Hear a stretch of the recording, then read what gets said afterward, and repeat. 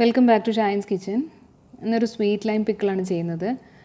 അതിനുവേണ്ടി ഞാൻ കുറച്ച് ചെറുനാരങ്ങ എടുത്ത് നന്നായിട്ട് കഴുകിയതിന് ശേഷം 4ആയിട്ട് മുറിച്ച് സീഡ്സൊക്കെ കളഞ്ഞതിന് ശേഷം ഉപ്പ് ചേർത്ത് വെച്ചിട്ടുള്ളതാണത്. ഒരു ഭരണിയിൽ ഇങ്ങനെ ഉപ്പ് ചേർത്ത് 5 ദിവസം മുമ്പേ സെറ്റാക്കി വെച്ചതാണത്. അപ്പം 5 ദിവസം കഴിയുമ്പം നന്നായിട്ട് ലിക്വിഡ് ഇങ്ങനെ ഊസ് ഔട്ടായി വന്നിട്ടുണ്ടാവും. നാരങ്ങ നല്ല സോഫ്റ്റ് ആവും. അപ്പോൾ ശരിക്കും ചെറുനാരങ്ങ ഉപ്പിലിട്ടത് ഇവിടെ റെഡിയായി. അപ്പം ഉപ്പിൻ്റെയും ചെറുനാരങ്ങയുടെയും ബാക്കി എല്ലാ ഇൻഗ്രീഡിയൻസിൻ്റെയും അളവുകൾ ഞാൻ ഡിസ്ക്രിപ്ഷൻ ബോക്സിൽ ഞാൻ സെപ്പറേറ്റ് ആയിട്ട് ചേർക്കാം. അപ്പോൾ ഇത് 5 ദിവസം നമ്മളിതിങ്ങനെ ഇടയ്ക്കൊന്ന് ഇളക്കി റെഡിയാക്കി വെച്ചാൽ മതി. വേറെ ഒന്നും ചെയ്യേണ്ട കാര്യം ഇല്ല. ഇതൊരു സിമ്പിളായിട്ടുള്ള പിക്കിളാണ്. ഇതിൽ എണ്ണ അതുപോലെ വിനാഗിരി ഒന്നും ചേർക്കുന്നില്ല. സ്വീറ്റ് ലൈം പിക്കിളാണ്. അപ്പോൾ അടുത്ത ഇൻഗ്രീഡിയൻറ്റ് ഷുഗറാണ്.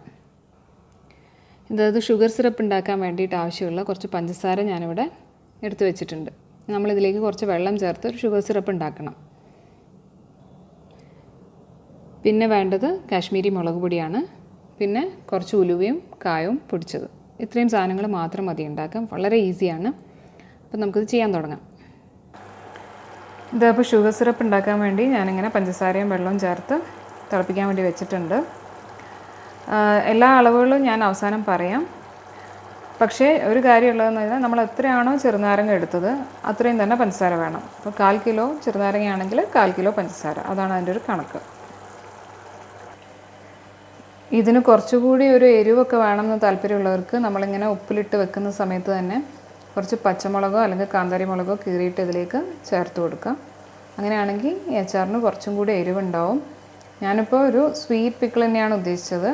അതുകൊണ്ടാണ് കാശ്മീരി മുളക് മാത്രം ചേർത്തിട്ട് ചെയ്യുന്നത്. അപ്പോൾ നല്ല കളർ ഉണ്ടാവും, പക്ഷേ എരിവ് വളരെ കുറവായിരിക്കും. ശരിക്കും ആ ഒരു സ്വീറ്റ്നെസ് തന്നെയാണ് മുന്നിട്ട് നിൽക്കുക.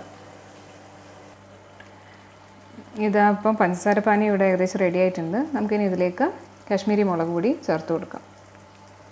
ഫ്ലെയിം നന്നായിട്ട് കുറച്ചതിന് ശേഷം വേണം മുളക് പൊടി ചേർത്ത് കൊടുക്കാൻ. ഇപ്പോൾ ഇതാ മുളക് പൊടി ഞാൻ ചേർത്ത് കൊടുത്തിട്ടുണ്ട്. ഇത് നന്നായിട്ട് ഇളക്കി നല്ല ഒരു ബോയിൽ വരുന്നവരെ വെയിറ്റ് ചെയ്യാം. ഇനി ഇതിലേക്ക് കായം പൊടിച്ചതും ഉലുവ പൊടിച്ചതും കൂടി ചേർക്കാം. ഇനിയിപ്പോൾ നാരങ്ങ ചേർക്കാനുള്ള സമയമായി.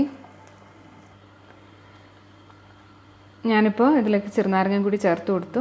ഇനി ചെറിയൊരു തിള വന്നാൽ മാത്രം മതി. അത്രയും വന്നു കഴിഞ്ഞാൽ അത് റെഡിയാവും. പിന്നെ ഇത് കുറച്ച് സമയം കഴിഞ്ഞ് ഒന്ന് തണുത്തതിന് ശേഷം നമുക്ക് ഭരണിയിലേക്ക് തന്നെ ഇത് മാറ്റി കൊടുക്കാം. ഇത്ര മാത്രമേ ഇതിൽ ചെയ്യാനുള്ളൂ. ഇത് അച്ചാർ ഇപ്പോൾ ഇവിടെ റെഡി ആയിട്ടുണ്ട്. ഇനി ഫ്ലെയിം ഓഫ് ചെയ്ത് ഒന്ന് തണുക്കാൻ അനുവദിക്കാം.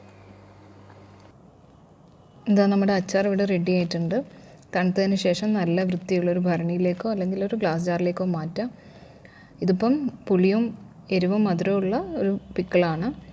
പക്ഷേ കുറച്ചും കൂടി എരിവ് വേണമെന്നുള്ളവർക്ക് ഇതിലേക്ക് പച്ചമുളകും കൂടി ചെറുനാരങ്ങ ഉപ്പിലിടുന്ന കൂട്ടത്തിൽ ചേർത്താൽ മതി.